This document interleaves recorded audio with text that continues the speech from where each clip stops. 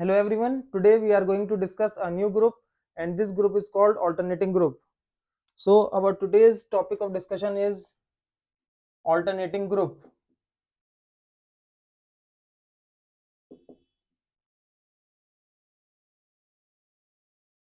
अगर हम इस ग्रुप को किसी ऐसे सेट पर डिफाइन करते हैं जिसके अंदर n सिंबल्स हैं तो हम इन जनरल फॉर्म इसे लिख सकते हैं an से, मतलब हम इसे डिनोट कर सकते हैं an से।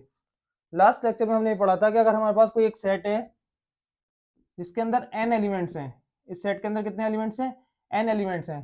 तो एक ऐसा सेट जिसके अंदर n एलिमेंट्स या n सिंबल्स हैं, तो इस पे डिफाइंड नंबर ऑफ परम्यूटेशंस जो होता है वो क्या होता है? Total number of permutations defined on n symbols. इस पे कितनी परम्यूटेशन डिफाइन की जा सकती हैं? वो होता है फैक्टोरियल n। और इन सारी परम्यूटेशंस का अगर हम कलेक्शन कर लें, वो collection with respect to the product of permutations एक ग्रुप फॉर्म करता है जिसे हम सिमेट्रिक ग्रुप कहते हैं। और अगर वो n सिंबल्स पर डिफाइंड होता है तो हम उसे जनरल फॉर्म में Sn से डिनोट करते हैं, जिसे हम सिमेट्रिक ग्रुप Sn कहते हैं।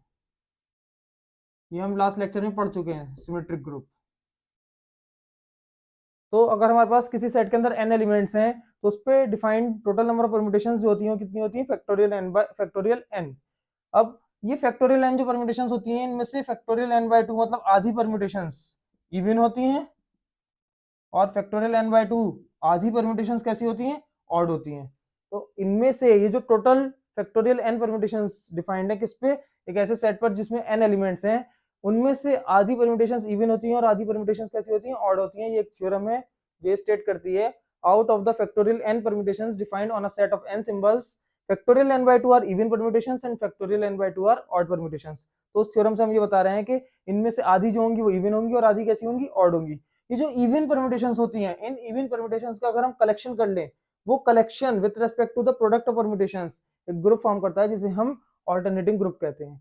तो basically alternating group is a collection of is a group formed by the collection of all the even permutations defined on a set of n symbols. एक ऐसे सेट पर जिसमें n सिंबल्स हैं उसमें से इवन परम्यूटेशंस अगर हम छाटें तो फैक्टोरियल n टोटल होती हैं, तो फैक्टोरियल n बाय 2 क्या हो जाएंगी? इवन हो जाएंगी। उन factorial n by 2 even permutations को अगर हम कलेक्ट कर लें तो उनका कलेक्शन जो होगा with respect to product of permutation एक ग्रुप फॉर्म करेगा जिसे हम ऑल्टरनेटिंग ग्रुप से कहते हैं और उसे हम an से डिनोट करेंगे। अगर n सिंबल्स हैं तो an से डिनोट करेंगे। तो अब मेन बात यह है कि हम कैसे डिफरेंशिएट करेंगे कौन सी परम्यूटेशन इवन है और कौन सी परम्यूटेशन कैसी है? ऑड है। तो ऑड और इवन परम्यूटेशंस का डिफरेंशिएशन कैसे करेंगे? तो उसके लिए हम एक नया कॉन्सेप्ट डिफाइन करते हैं जिसे हम कहते हैं ट्रांसपोजिशन। ट्रांसपोजिशन बेसिकली जब हम अगर हम किसी परम्यूटेशन को साइक्लिक फॉर्म में लिख रहे हैं तो साइकिल की लेंथ होती है एक। जैसे कि अगर मैं साइक्लिक फॉर्म में लिखूं किसी परम्यूटेशन को 1 2 3 4, ये 4 सिंबल पे मैंने एक परम्यूटेशन डिफाइन कर दी, इसे मैं साइक्लिक फॉर्म में लिख रहा हूँ। ये साइक्लिक फॉर्म है क्योंकि ये शो कर रही है कि इसकी इमेज इस पे बनेगी 1 की 2 पे, 2 की 3 पे, 3 की 4 पे और 4 की फिर 1 पर। एक साइकिल बन रही है। तो इसकी लेंथ हम कहेंगे क्योंकि इसके अंदर 4 सिंबल्स हैं तो साइकिल ऑफ लेंथ 4 कहलाती है। Cycle of length 4। इसी तरीके से अगर इसके अंदर 10 होते एलिमेंट्स तो साइकिल ऑफ लेंथ 10 हो जाती। लेकिन अगर हमारे पास कोई किसी साइकिल में 2 ही एलिमेंट है, 1 की 2 पर, 2 की 1 पर, ये एक साइकिल है, तो इसकी लेंथ क्या होगी? ये कहलाएगी साइकिल ऑफ लेंथ 2। 2 लेंथ की साइकिल है। तो साइकिल जो भी होगी 2 लेंथ की उसी को हम ट्रांसपोजिशन कहते हैं। तो transposition is basically a cycle या a cyclic permutation. Cyclic permutation होती है ये, इसकी लेंथ कितनी चाहिए होनी चाहिए? Of length 2। 2 लेंथ की जो भी साइक्लिक परम्यूटेशन होगी उसको हम ट्रांसपोजिशन कह सकते हैं। मतलब अगर मैं ये लिख रहा हूं बी सी, 2 लेंथ की साइकिल है, इट इज अ ट्रांसपोजिशन।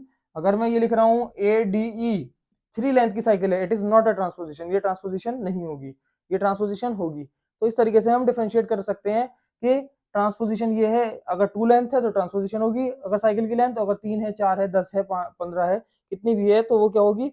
वो ट्रांसपोजिशन नहीं कहलाएगी। 2 लेंथ की साइकिल को ट्रांसपोजिशन कहते हैं। अब ट्रांसपोजिशन से हम कैसे बनाएंगे इवन परम्यूटेशन और ऑड परम्यूटेशन, तो उसे देख लेते हैं। सपोज करिए हमारे पास एक परम्यूटेशन है,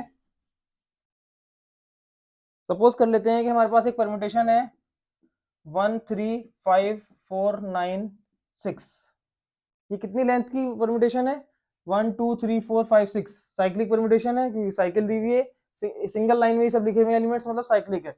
1 की 3 पे, 3 की 5 पे, 5 की 4 पे, ऐसे इमेज बन रही है 1 की 3 पे, 3 की 5 पर, 5 की 4 पर, 4 की 9 पर, 9 की 6 पर, और फाइनली 6 की 1 पर। तो ये एक साइक्लिक परम्यूटेशन है। इसकी लेंथ अगर हम देखें तो 6 है। हम क्या करते हैं, जो साइक्लिक परम्यूटेशन जो होगी हमारे पास, उसको क्या करेंगे, हम ट्रांसपोजिशंस के प्रोडक्ट की फॉर्म में लिखेंगे।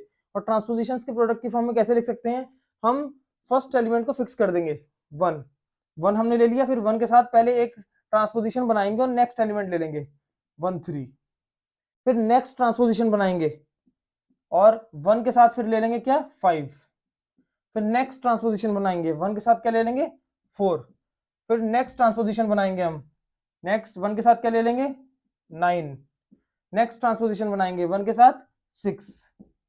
तो हमने क्या करा, अगर मैं इन सारी साइक्लिक परम्यूटेशन जो है 2 लेंथ की बना दी है, ये इन सब का प्रोडक्ट करूंगा, अगर हम प्रोडक्ट करेंगे तो वापस यही साइकिल हमें मिलेगी, यही साइकिल ऑब्टेन होगी। तो किसी साइक्लिक परम्यूटेशन को हम ऐसे ब्रेक कर सकते हैं 2 लेंथ की साइकिल्स में।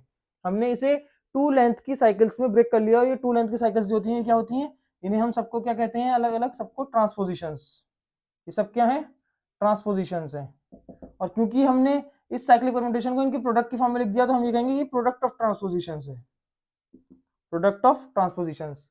तो अब अगर हमारे पास कोई साइक्लिक परम्यूटेशन है और अगर हम उसे प्रोडक्ट ऑफ ट्रांसपोजिशंस की फॉर्म में लिख रहे हैं, तो वो प्रोडक्ट जो है अगर इवन नंबर ऑफ ट्रांसपोजिशंस के से मिल रहा है तो परम्यूटेशन इवन होगी, अगर वो ऑड नंबर ऑफ ट्रांसपोजिशन से मिल रहा है तो परम्यूटेशन कैसी होगी, ऑड होगी।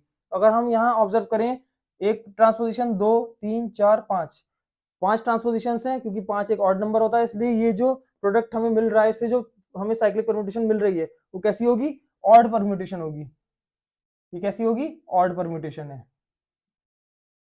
अगर हम बात करें 1 3 5 इस साइकिल की, तो क्या ये ऑड होगी या इवन होगी, इसको देखने के लिए हम इसे ट्रांसपोजिशंस में के प्रोडक्ट के फॉर्म में ब्रेक करेंगे, और वो ब्रेक करने के लिए फर्स्ट एलिमेंट फिक्स, बाकी सब सारे एलिमेंट्स को एक बार में इसके साथ लेते रहेंगे। तो 1 3, नेक्स्ट 1 5, तो इसे 1 3 इंटू 1 5 के फॉर्म में लिख सकते हैं।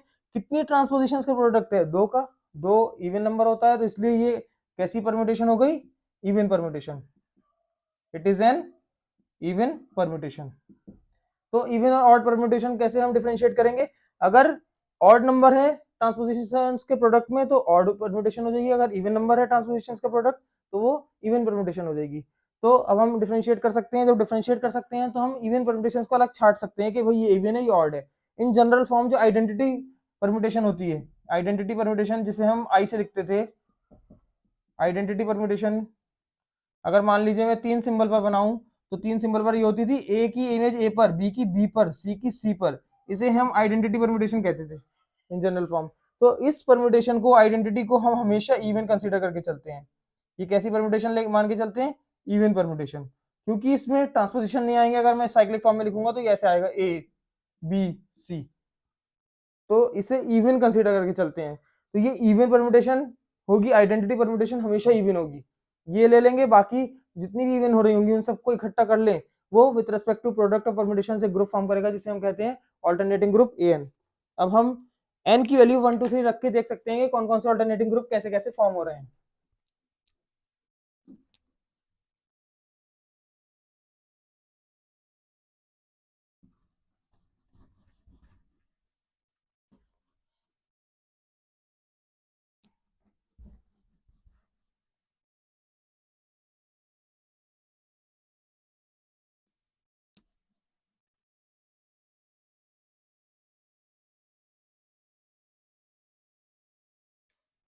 तो सबसे पहले A1 alternating group on one symbol, एक सिंबल पर ऑल्टरनेटिंग ग्रुप।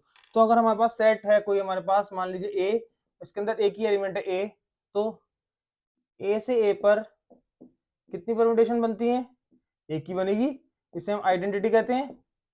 तो हमारे पास केवल एक ही एलिमेंट आएगा, और आइडेंटिटी परम्यूटेशन कैसी होती है, हमने पहले बताया था कैसी होती है, वो इवन। आइडेंटिटी को हमेशा क्या मान के चलते हैं, इवन परम्यूटेशन। तो इसका अगर हम कलेक्शन कर लें, ये अकेली है तो कलेक्शन एक सेट के अंदर अगर इसका कर लें हम, तो वो एक सेट जो बनेगा वो बनेगा A1 के अंदर केवल आइडेंटिटी आएगी, ये इवन है, ठीक है। ये collection with respect to product of permutation से ग्रुप फॉर्म करता है, जिसे हम ऑल्टरनेटिंग ग्रुप A1 कहते हैं। तो A1 इस तरीके से फॉर्म हो सकता है।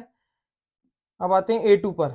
A2 के लिए हमारे पास जो, अगर हम एक सेट कंसीडर कर लें जिसके अंदर दो एलिमेंट्स हैं, उस पर डिफाइंड नंबर ऑफ परम्यूटेशन होंगी फैक्टोरियल 2। फैक्टोरियल 2 मतलब दो हो गई, दो का मतलब है आधी इवन होंगी आधी ऑड, तो एक इवन और एक ऑड, उसमें से इवन वाली निकाल लेंगे और उसका कलेक्शन कर लेंगे तो वो A2 कहलाएगा। तो अगर हमने सेट ले लिया A, इसके अंदर दो सिंबल्स ले लिए A और B, इस पे डिफाइंड जो परम्यूटेशन होंगी कौन कौन सी होती हैं हम बना के देख सकते हैं। ए से ए पर डिफाइंड एक 1 1 ऑन 2 मैपिंग होनी चाहिए, तो F1 क्या हो जाएगी ए बी, ए और बी। एक तो हो जाएगी ए की इमेज ए पर, बी की बी पर, तो इसे हम आइडेंटिटी कहते हैं या F1 कह दीजिए। ये क्या है, ए की इमेज ए पर और बी की इमेज बी पर, और ये कैसी परम्यूटेशन होती है, इवन। ये कैसी है, इवन। इसी तरीके से अगर हम एक और बनाएं तो सेट दोनों ए रहेंगे, ए है बी है, ए है बी है, इसमें क्या होगा, ए क्रॉस कर देंगे ए की इमेज बी पर, बी की ए पर, तो F2 जो हो जाएगी ये परम्यूटेशन क्या हो जाएगी, ए की इमेज बी पर और बी की इमेज ए पर, इस तरीके से ऑब्टेन हो जाएगी। और अगर हम ऑब्जर्व करें तो इसे हम ऐसे लिख सकते हैं, ए की बी पर बी की ए पर ए बी, ऐसे ले सकते हैं इसे। तो ये क्योंकि खुद एक ट्रांसपोजिशन है, ये एक ट्रांसपोजिशन है, और एक ट्रांसपोजिशन वाले जितने भी एक ट्रांसपोजिशन के प्रोडक्ट की फॉर्म में इसे लिख सकते हैं, और एक ट्रांसपोजिशन से एक नंबर वन जो है वो ऑड है, इसलिए ये परम्यूटेशन कैसी हो गई, ऑड हो गई। तो इसमें इवन का कलेक्शन क्या हुआ, केवल यही इवन होगी, तो A2 जो होगा ये भी केवल आइडेंटिटी से ही बनता है A2। तो ये हमारे पास दूसरा ग्रुप हो गया, ऑल्टरनेटिंग ग्रुप A2।